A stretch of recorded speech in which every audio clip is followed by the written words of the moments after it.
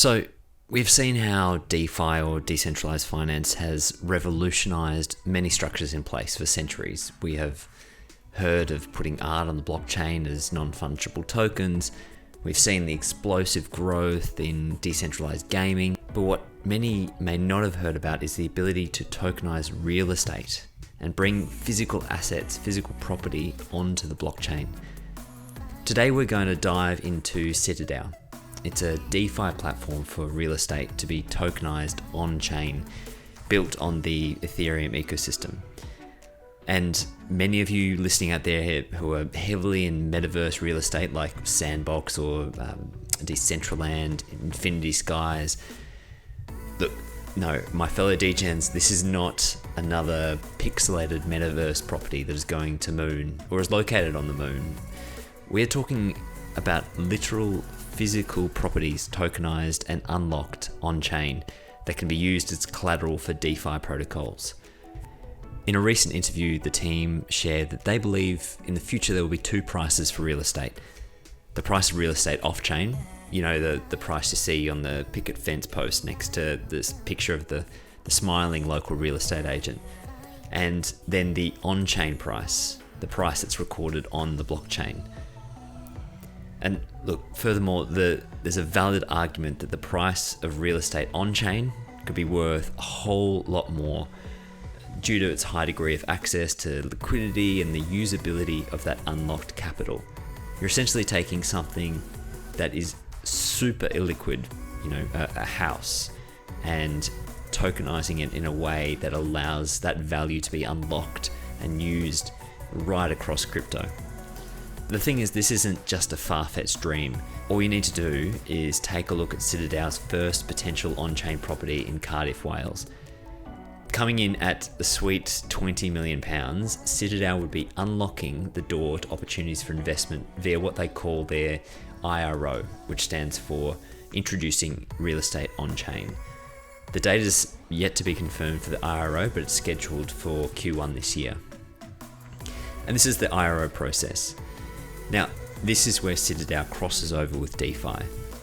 Their IRO has a strong similarity to yield farming, but instead of being rewarded for providing liquidity to a coin, you're committing your stablecoin during the IRO window for 10 days and earning rewards for doing so. If the IRO fair value price is reached, stakers' stablecoins are converted into real estate tokens, or RETs, and they also receive their rewards for staking in the IRO. So, what are RETs? Now, I'm going to actually go straight to CitaDao's docs for this, as it's important that you understand exactly what an RET is. An RET represents a share of rights. RET token holders have the right to buy out other RETs to claim the NFT and redeem the title deed, as well as the assets of the special purpose vehicle, or SPV.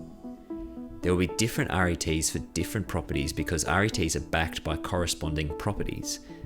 Upon a successful IRO, a non-fungible token, based on ERC 721, a digital representation of the title deed will be minted and deposited into a smart contract, which will distribute fractions of itself as the real estate tokens, or RETs. These fungible RETs, built on ERC 20, can be swapped on DEXs using automated market makers such as Uniswap, and can be used in liquidity pools to earn liquidity rewards. So let's talk about how these RETs give you more freedom from volatility by unlocking yield. When I first read about CitaDao, I immediately got excited about the vast potential this unlocks.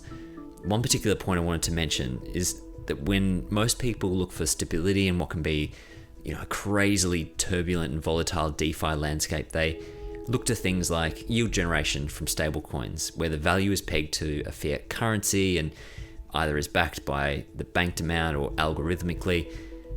But what CitaDao is proposing here are real estate tokens that are backed by physical properties, but are just as equally usable within on-chain DeFi protocols.